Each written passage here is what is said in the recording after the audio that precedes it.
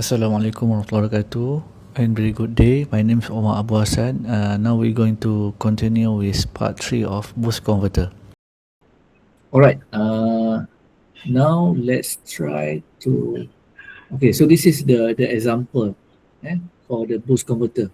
Okay, let's say, okay, try to uh, read and try to, ni salih lah, copy this question. And okay, let's say, so for this question, it asks you to design boost converter to provide the output voltage of 36 volt. So that's mean from the 24 volt, you want to get the output voltage 36. So that's mean around 30%, 30% from the input. 10%, 10%, 30%, 30%, 30% from the input. So the load is 50 watt. So your load uh, rating load lah, maksudnya dia punya maximum load yang you nak guna is 50 watt. So from this actually you can determine your current lah, how much current that you're going to have in at the load side. So the voltage ripple factor must be less than 0.5%. That means R is decided already. So R is equal to 0.5%. So the question asking you to determine the duty cycle ratio, how much the B, and then your switching frequency. So basically switching frequency you can determine from the F lah, ataupun kalau if the frequency is not given, then basically you can select your frequency, the proper frequency lah. That means range lah yang sesuai. Sometimes we choose 1 kilohertz, 10 kilohertz, depending, depend. And then the inductor and the capacitor size. So inductor value we have to determine from the Elvin, and the capacitor sizing is based on this equation lah. Ripple factor is given, and then from this actually you can, and duty cycle you can determine from the input voltage and output voltage. Frequency we can pre-select suitable one, and then R can be determined from the power, given power, 50 watt, and also output voltage. Okay, so duty cycle kalau kita we put into the equation, so V out is equal to Vs over 1 minus D. So we can rearrange back, we can get this one. D is equal to 1 minus Vs over V out. So 1 minus 24 over 36, so we get around 0.33 duty cycle. So that's mean 30% lah, around 30% kan. Macam saya mention tadi, 30% of duty cycle kita nak increase dia. Okay, so this one is for duty cycle. For the current, so the load ni actually basically we can use to determine our resistor load. So resistor load is V out square, P out is equals to V out square over R. So R is equals to V out square over P out lah. V out is 36 square, and output power is 50 watt. 50 watt. So you get our R is equal to 25.92 ohm. You need the ohm. Make sure you put a unit whenever you do the calculation. Alright, so then we can determine our our Lmin. So for the frequency, we can choose between 5 kilohertz to 100 kilohertz. So in this case, we can put, let's say, 20 kilohertz lah. Let's say we put 20 kilohertz.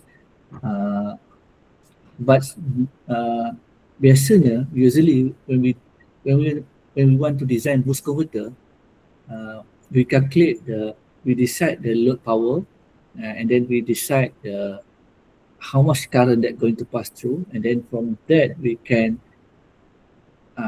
choose our switch that available on the market. So basically, then then we can determine out the proper frequency lah. Basically, we can choose between 5 kilohertz to 100 kilohertz. Eh? So in this case, we select 20 kilohertz. So from that, we can get the minimum of inductor lah. So from this calculation, we get around 95.99 microhenry. If we put into this model lah.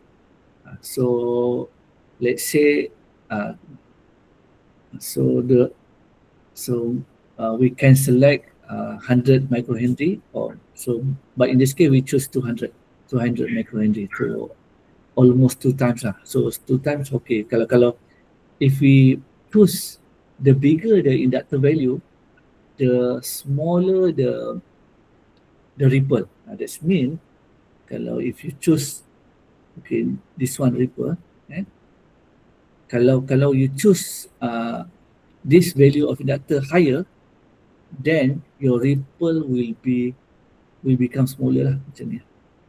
Okay, sorry. Dia akan smaller. Kalau if you but the minimum one should be this one. You can select 100, fine, 100 microhenry, but then your ripple will be ni lah, will follow your design ripple lah. But whenever you if you do the what do you call it? When you do the simulation using PSpice, you can try to change your value of inductor and see the different what happened in your ripple current. You can see that. You can try to observe that, and then okay. So then we can determine after getting the inductor value, then we can also determine our capacitor value. So the capacitor size is based on our ripple factor, voltage ripple factor. So voltage ripple factor is 0.5%. So 0.5 okay, 0.5 ni. So from that you can determine your ni lah, your capacitor size. So using this model, so R is equals to 0.005 lah. And then duty cycle is 0.33, resistor is about 25, and frequency is 20 kilohertz. So C, you can put in here, you can determine your capacitor value lah in farad. Capacitor value is in farad. Okay, so finish about that. Okay, so this is, so the capacitor value is 127 microfarad. Okay, ada tak, saya ada bagi tak slide ni? Saya tak pasti, saya lupa lah.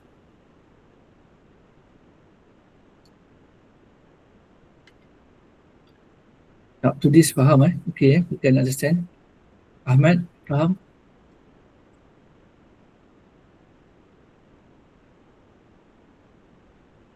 Alright, so this one. Okay, so this is the example that you can try to do. Okay, okay, this one. Okay, ni saya, I think I already share in the slide. Okay, try to do this one. I think in final exam we have, I'm not sure whether buck or boost converter. But try to work on the how to determine the duty cycle, how to determine the how to calculate the minimum inductor value, inductor value, and also the capacitor lah. So this one is I think the previous final exam.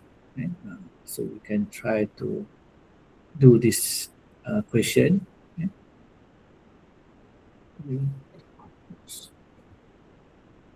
Okay, so that's it for boost converter.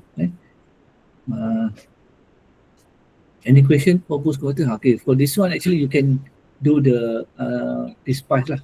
You can try to from this specification. Okay, in this one is the given one is this is the spec for your boost converter, and then from this spec actually you can do the you can determine the the parameter for your boost converter. Eh?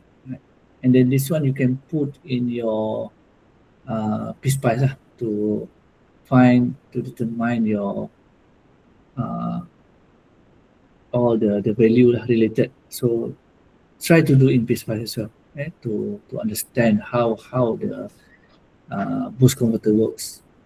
Okay. Okay. Any question for the boost converter?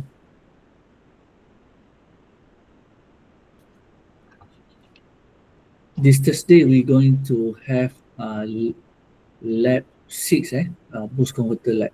eh. So please print out your lab sheet and also try to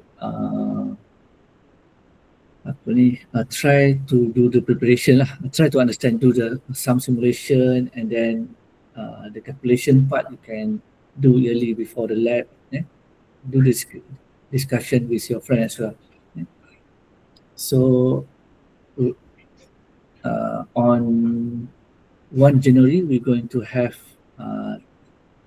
theoretical test and also 1 hour class after that. And the week after, we're going to have, I think, practical test. I think we're going to have a practical test, or maybe a week after that, before the study week. Nanti saya try tengok lah suitable time for the practical test. So basically practical test is individual, and everyone must bring their own laptop. Tapi itulah saya tak pasti, bila software problem ni, then